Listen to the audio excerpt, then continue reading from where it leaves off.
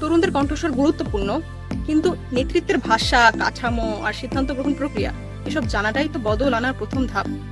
তরুণরা জানে না একজন মেয়রের কাজ কি, একজন কাউন্সিল কিভাবে নির্বাচিত হয়, কিভাবে জনগণের জন্য বাস্তব সিদ্ধান্ত নেওয়া হয়। তাই আমরা নিয়ে এসেছি একটি অভিনব উদ্যোগ, player one initiative political game simulation, যেখানে থাকছে 3টি ধাপে তরুণদের জন্য প্রশিক্ষণ: রাজনীতি ও স্থানীয় সরকার কাঠামো পরিচিতি, সমস্যা বিশ্লেষণ ও নেতৃত্বের কৌশল, প্রযুক্তি নির্ভর সমাধান ও ক্যাম্পেইন। যদি তুমি তোমার ওয়ার্ডের মেয়র বা কাউন্সিলর হিসেবে নির্বাচিত হতে, তাহলে কি কি সমস্যা তুমি চিহ্নিত করতে, কিভাবে সেই সমস্যাগুলোর ইনোভেটিভ সমাধান দিতে, আর যদি তোমার হাতে থাকতো একটি নির্দিষ্ট বাজেট, সেই বাজেটের সর্বোচ্চ ব্যবহার তুমি কিভাবে করতে?